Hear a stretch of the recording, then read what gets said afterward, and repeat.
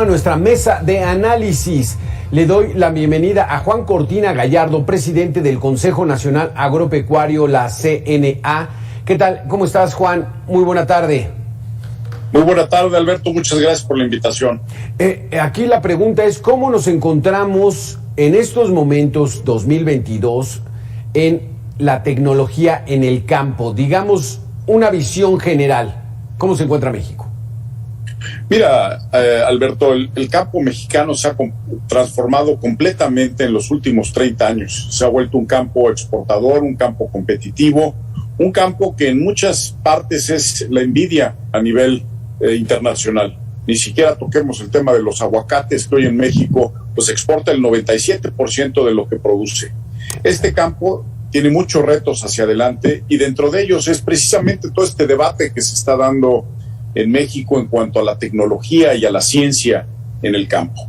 Creo que es muy importante que la sigamos usando porque eso no nomás nos da la competitividad, sino nos va a ayudar también con la sustentabilidad, con el cuidado del medio ambiente hacia adelante.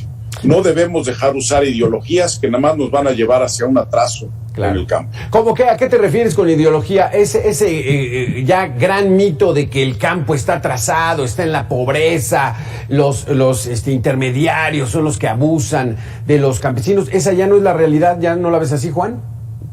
Pues es una visión del campo que teníamos a finales de los 80s. Okay. Hoy en día el campo mexicano es un campo que exportó más de 40 mil millones de dólares el año pasado.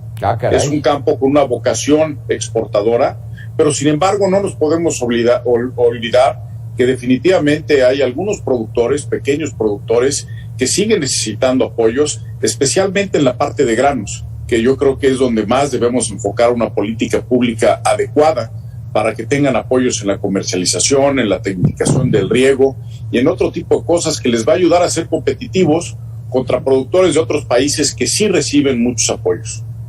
Viene el fin de semana del Super Bowl ya en los Estados Unidos y ya un ingrediente que se ha vuelto exclusivo y absolutamente necesario es el aguacate que se consume. ¿Por qué tenemos tanto éxito en la producción de aguacate? ¿Por la tierra? ¿Por la calidad de lo que usamos de semillas? ¿Por qué es tan importante el aguacate mexicano para los Estados Unidos? Yo te diría tres temas. El primero, pues tenemos un aguacate de una calidad muy alta que es agradecido en muchos países del mundo. Se exporta principalmente a 8, pero definitivamente es Estados Unidos el que más compra aguacate mexicano. El segundo tema es que tenemos una frontera contigua, terrestre, que permite temas de logística que ayudan a que ese aguacate llegue rápido a Estados Unidos. Y por otro lado tenemos productores de clase mundial que en los últimos años han crecido y crecido en este producto, que es reconocido a nivel mundial como los más alta calidad. ¿Qué otro producto mexicano está teniendo éxito para poderlo exportar? Mira, Alberto, las exportaciones mexicanas principalmente hoy en día van a Estados Unidos y Canadá por cuestiones del Tratado de Libre Comercio que hemos tenido con esos países de hace 30 años. Y dentro de esas exportaciones, toda la parte hortofrutícola ha sido muy exitosa. Podemos hablar de las berries, podemos hablar del aguacate, pero también tenemos que hablar del sector pecuario, que en México ha crecido mucho en los últimos años. Hoy en día representa alrededor del 42% del PIB agropecuario nacional. E importamos maíz de Estados Unidos, que le damos un valor agregado, y exportamos pues, cortes de carne al resto del mundo y a Estados Unidos, y obviamente alimentan a mexicanos. Entonces tenemos un campo diversificado que se ha enfocado en donde tenemos fortalezas. Entonces, aquí podríamos hablar, por ejemplo, de que hay una buena relación entre universidades como Chapingo, aquí en el Estado de México, o la Narro, en Coahuila, que preparan verdaderos profesionistas para trabajar y modernizar la explotación del campo. Es una parte muy importante. Tenemos una capacidad técnica y capacidad humana en nuestro campo muy, muy significativa, y la verdad es que es un orgullo ver hoy los productores mexicanos que están a la altura de cualquier otro en cualquier otra parte del mundo. Y tenemos una geografía y un clima pues que nos permite precisamente aprovechar esas grandes ventajas naturales que tenemos para tener un campo ganador en México. 40,000 millones de dólares de exportación es una cifra buena, muy buena, extraordinaria. ¿Cómo la calificas? Yo te diría es una cifra extraordinaria. Cuando se firmó el Tratado de Libre Comercio con Estados Unidos, estábamos por debajo de 4,000 millones de dólares de exportaciones. Okay. El campo mexicano era el sector de la economía que más preocupaba si iba a poder ser competitivo. Y hoy es de clase mundial, genera empleos en zonas rurales de nuestro país, genera bienestar. Y está claro hoy en día que el invertir en el campo es una buena inversión, que no nada más ayuda para el tema social en todas nuestras zonas rurales del país, sino también genera empleos y bien pagados. ¿Qué falta entonces, Juan, en estos momentos? ¿Cuáles son los puntos que hay que atender más en cuanto al desarrollo de tecnologías en el campo? Yo tenía dos cosas. A mí me preocupa el tema del presupuesto. El presupuesto al sector se ha bajado más de la mitad en los últimos 3 años y se le ha dado un enfoque primordialmente hacia la parte de apoyos al pequeño productor.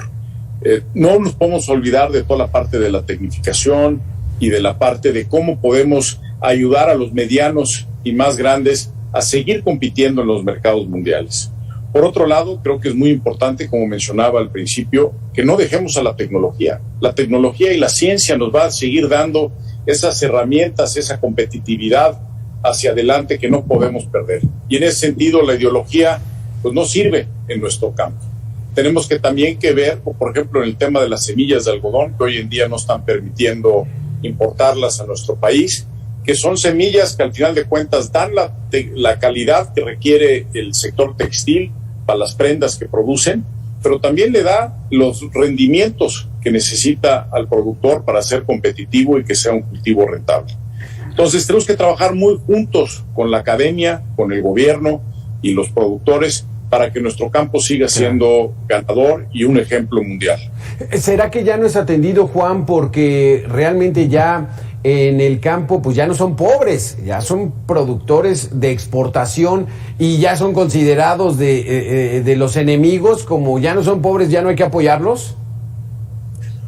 Yo creo que aquí hay un tema que sí hay un campo que está más atrasado, que es un campo de los más pequeños productores que necesitan tener apoyos, sin lugar a dudas, y no estamos en contra de ello, y por eso hemos armado programas, por ejemplo, como Maíz para México, en donde logramos hacer que el pequeño productor se enchufe en la cadena de producción con las grandes empresas y así se les preste tecnología, financiamiento y se les ayude a salir adelante con las últimas tecnologías que al final de cuentas les va a dar pues la rentabilidad que requieren para ellos y para sus familias. Entonces, sí hay este sector que requiere el apoyo. ¿Es un apoyo empresarial? ¿Es un apoyo gubernamental? ¿Cómo debe ser esto, Juan? Yo creo que tiene que ser un apoyo mixto, y lo vemos en otros países. Estados Unidos tiene programas muy amplios por parte del gobierno que apoyan a sus productores. Y en países como México, en donde el sector privado quiere trabajar con ese numeroso campo que tenemos ahí, pues también hay espacio para que así se haga. ¿Cuál es el modelo que sigue México en cuanto al desarrollo del campo se refiere? ¿Más europeos, más los Estados Unidos? Bueno, yo creo que hoy en día el modelo que se está siguiendo en México es muy único, porque se han acabado con todos los apoyos que existían antes y todos los programas que se tenían hacia la productividad, hacia la comercialización, hacia las coberturas de precio. Inclusive hoy en día nuestro campo está sufriendo de una falta de financiamiento muy importante. Y eso lo único que termina ocasionando es que nos resta crecimiento, nos resta ese poder utilizar ese potencial que tenemos para que tengamos un campo ganador por muchos años más en México. Algo que te quería yo preguntar, Juan Cortina, presidente del Consejo Nacional Agropecuario, la CNA, ¿es conveniente que seamos autosuficientes o en este mundo globalizado quizá convenga más comprar algunos alimentos, salga más barato comprarlos, traerlos del exterior que producirlos en México? Mira, Alberto, yo creo que te refieres al tema del maíz. El año pasado tuvimos, yo creo que un récord de importaciones de granos y oleaginosas de cerca de 38 millones de toneladas. ¿Que hay potencial en México para sustituir algo de esto? Por supuesto lo hay, y especialmente en el sur-sureste, y por eso mismo hablábamos de iniciativas como Maíz para México, en donde podemos enlazar bien todas las cadenas productivas. Pero sin embargo también es una enorme ventaja que tengamos al granero del mundo en nuestro vecino del norte y que nos pueda proveer mucho maíz muy barato para que nuestro sector pecuario siga creciendo.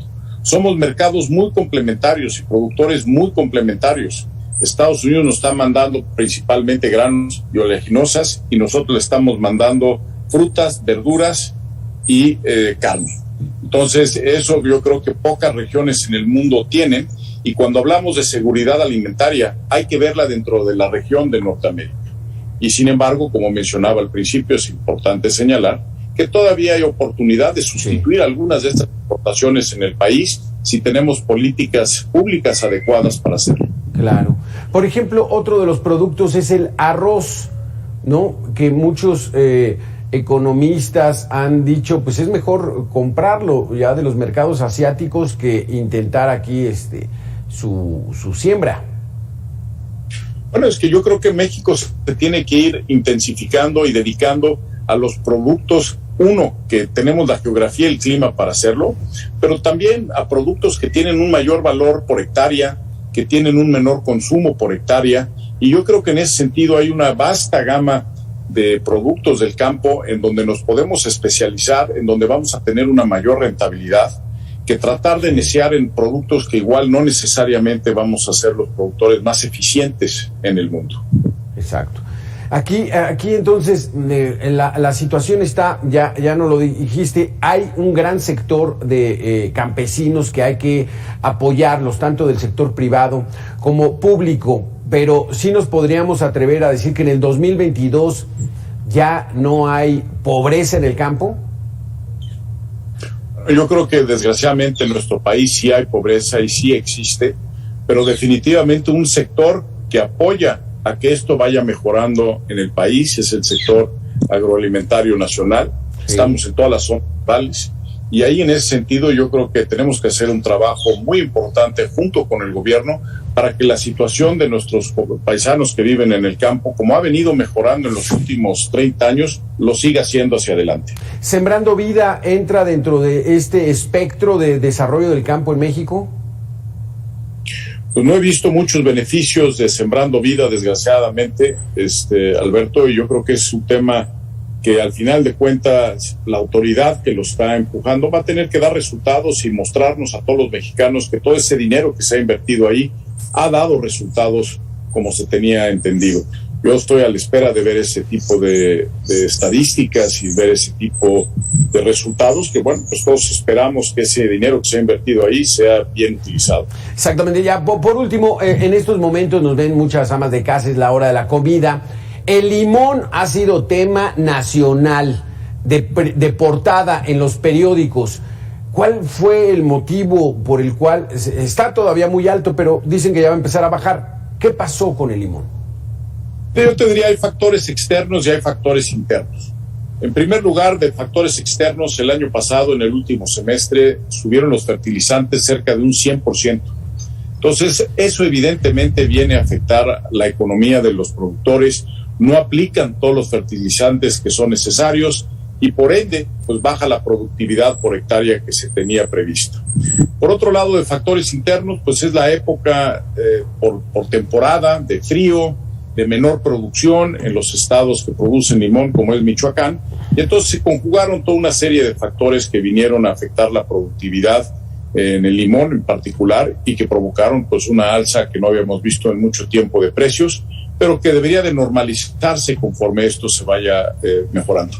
Aquellas visiones que acusaban incluso de extorsión, del crimen organizado a los productores, ¿también fue un factor a considerar?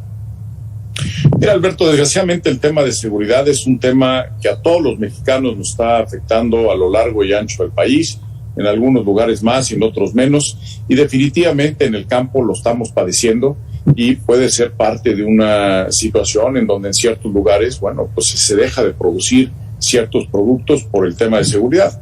No me cabe la menor duda, y es un tema que como país también tenemos que ver cómo vamos a poder mover hacia adelante para mejorar ese renglón que también afecta mucho la calidad de vida de los mexicanos. Exactamente. Muchísimas gracias por tus conceptos, Juan Cortina Gallardo, presidente del Consejo Nacional Agropecuario CNA.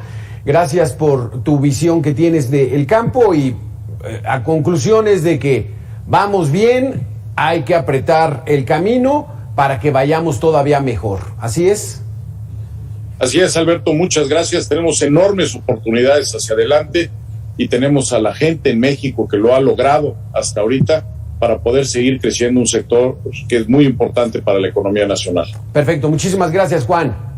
Buena tarde. Gracias.